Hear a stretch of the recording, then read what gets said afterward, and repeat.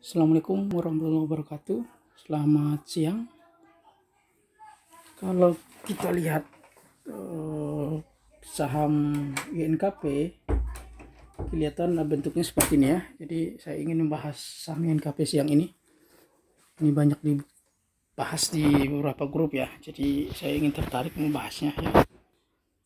Kalau kita lihat juga dari awal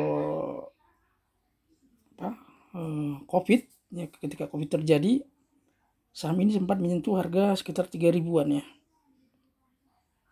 Bahkan kalau dilihat dari sini bisa 2.900-an ya paling bawah. Kemudian dalam hampir setahun dia angkat dari harga 3 ribuan ke 15.000 ya.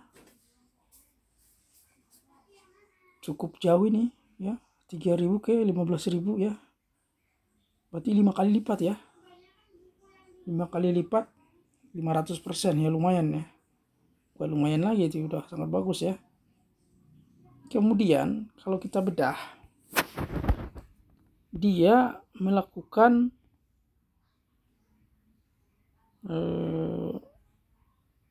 gelombang kenaikan dengan teori Elliott Wave ya. 5 gelombang naik, 1 naik, 2 turun, 3 naik, 4 turun, 5 naik ya. Kemudian masing-masing gelombang dipecah-pecah menjadi gelombang Elliott Wave lagi ya. Tapi yang paling kelihatan sebenarnya itu terjadi di gelombang 3 sama gelombang 5 ya. 1, 2, 3, 4, 5. Gelombang 3 nya 1, 2, 3, 4, 5. Persis sama ya dengan Elliott Wave. Kemudian kalau kita lihat akumulasi distribusi, sebenarnya bandar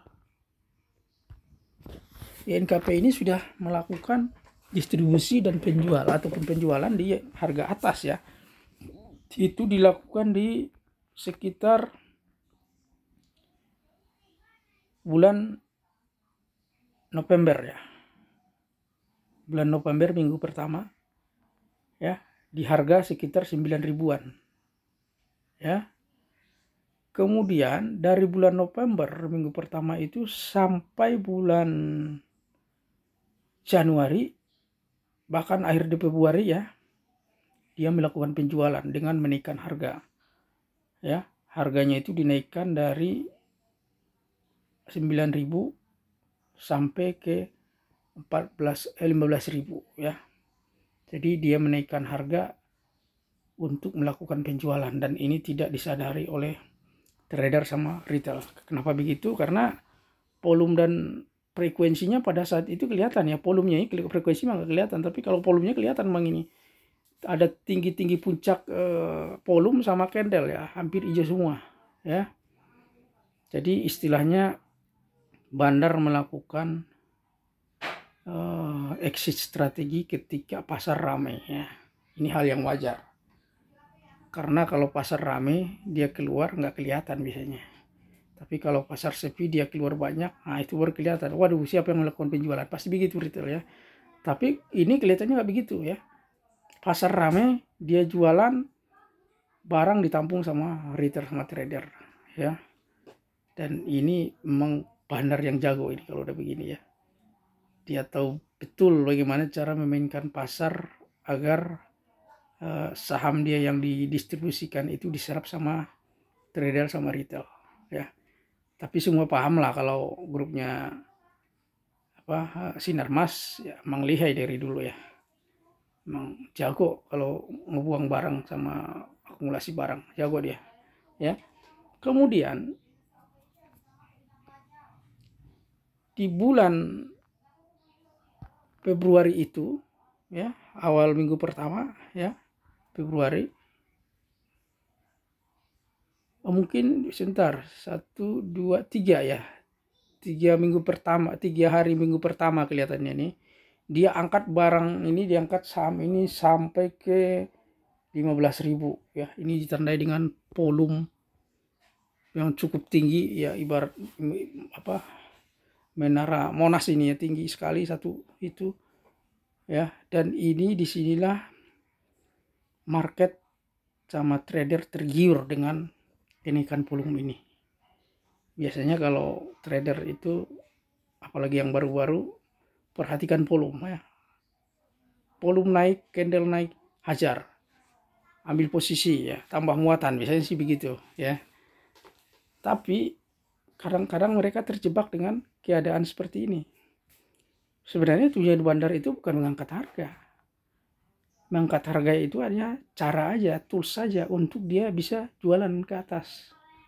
Ya, sampai di atas dia jual pelan-pelan, nggak terasa memang. Dia tahan ini sampai sampai 2 minggu ya, satu di atas ya, dengan melakukan distribusi pelan-pelan di atas ya. Kemudian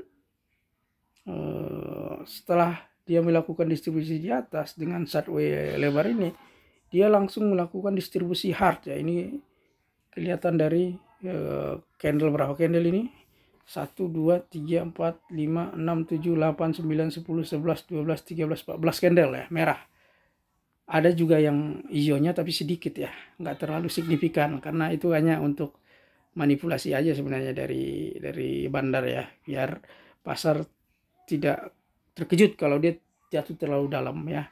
Jadi dia masih memerlukan kondisi kondusif untuk melakukan distribusi barang. Kelihatannya memang barang dia belum habis ya, makanya dijaga seperti itu. Sebenarnya kalau secara bukan kebiasaan ya, yang kami pahami lah biasanya yang sering terjadi. Sebenarnya kalau dia udah masuk ini penjualan hard ya, yang di belakangnya ada maka harga tinggi ya, volume yang hijau ini, dan itu kan ada merah di sebelahnya aja, di hijau sebelah-sebelahan ya. Biasanya barang bandar itu udah hampir 50% dijual. Dia kan jualan dari tadi 1000 berapa tadi? Dia jualan di 9.000-an, 89-an ya. Sampai 15.000. Jadi wajar dia punya barang udah hampir habis 50% di situ. Jadi ada 50% lagi. Nah, barang 50% inilah yang diecer-ecer sama dia sampai ke bawah sini. Ya. Biasanya kalau udah memasuki awan Ichimoku udah sedikit lagi barangnya, paling 10-20% nih setelah dia jualannya. Kemudian memasuki awan Ichimoku, yang sisanya dia jual. Ya, kenapa bisa begitu? Karena dia ingin menjaga harga saham ini tidak jatuh ke bawah ya, karena kalau jatuh ke bawah market, retailer, trader akan kaget ya. Dan dia juga menjaga saham ini bertahan di awan Ichimoku, karena titik pembelian retail dan trader yang paling banyak memang di sekitar awan Ichimoku. Kalau kita lihat awan Ichimoku ini kan di sekitar 11.000 sampai 14.000. Disitulah pembelian trader yang paling banyak. Kelihatan di situ ya. Makanya ditahan sama dia beberapa saat di situ, biar barang yang sisa tadi bisa didistribusikan pelan-pelan ya. Kemudian setelah melewati awan Ichimoku, dia sudah berhitung berapa lagi bandar yang mau didistribusikan. Tapi rata-rata biasanya kalau udah lewat awan Ichimoku ini udah hampir 100% diserap oleh pasar ya. Jadi trader, retailer sudah menyerap barang bandar biasanya sudah sini. Jadi bandar tidak terlalu memperhatikan lagi nih saham setelah melewati awan Ichimoku. Nah, kalau Anda perhatikan, walaupun ada kenaikan, tetapi akan membentuk lower lagi. Dia naik, lower lagi ya. Biasanya bandar sih beli sedikit, ketika sideways angkat ke atas, jualan di atas, dan bikin lower and lower lagi. Sampai saat ini tidak pernah lagi menyawin tuh awan Ichimoku ya. Jadi ini memang bandar-bandar lihai ini, profesional ini orangnya memang untuk menggoreng sama mendistribusikan barang ya. Kemudian kalau Anda perhatikan, kan ada beberapa candle yang hijau seperti ini ya, seperti ini ya. Ini mungkin disebabkan oleh news harga pulp and paper. Biasanya kan trader suka lihat intip ya. Kalau pulp and paper naik di Tokyo, kita akan ambil ini NKP Apotekim biasanya begitu ya. Ini biasanya pengaruh itu ya. Dan walaupun ada news positif, karena bandar tidak berniat kelihatan untuk mengangkat harga saham ini, ya jatuh lagi, biarkan lagi. Dia juga mungkin ikut di situ ketika sideway diambil, naikin ke atas dijual ya. Tetapi setelah dijual nggak ada lagi yang perhatikan. Kalau hanya retail biasanya nggak pernah ngangkat nih barang ya. Tetap aja turun terus ya. Karena di atas kan masih banyak retail yang nyangkut ya, trader yang nyangkut ya. Dan ini mengakibatkan seperti kejenuhan pasar ya, karena barang sudah didistribusikan dan diserap sama market. Dan market kelihatannya banyak yang gelisah di atas, apalagi trader yang baru-baru ya. Kemudian pada saat minggu ini dia kan kelihatan sideways ya. Cuma volume sama akumulasi distribusinya itu masih turun ya, nggak ada flatnya sama sekali. Dan volumenya itu banyak yang merah. Nah, ini lebih mengerikan lagi nih ya. Volume merah tebal, bukan hijau. Kemudian akumulasi distribusi masih nukik ke bawah, ada kemirikan 45% nih. Jadi ini juga menjadi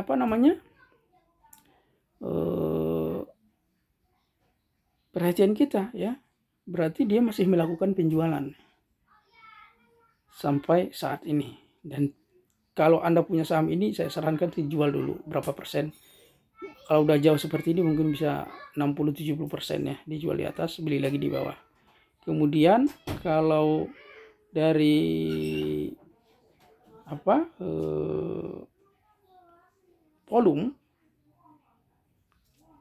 kita sih bisa berkesimpulan bahwa memang dia tidak melakukan pembelian ya. Bandar itu tidak melakukan pembelian, tapi hanya menahan menahan harga kelihatannya ya. Tapi harganya juga nggak terlalu nggak terlalu diangkat ke atas. Dia itu hanya melakukan pembelian di sekitar sideway, nanti diangkat ke atas yang seperti ini, diangkat ke atas sedikit, dia jualan lagi ya. Ini juga sama, kemungkinan ke depan dia beli di sini, diangkat ke atas berapa candle, jualan lagi ke bawah ya. Karena tanda-tanda pembalikan arah belum ada. Ya. Kemudian kalau kita lihat ke bawah, ke belakang, sebenarnya di sekitar berapa ya lekukannya yang kemungkinan dia bisa menyentuh. Yang paling dekat kelihatan di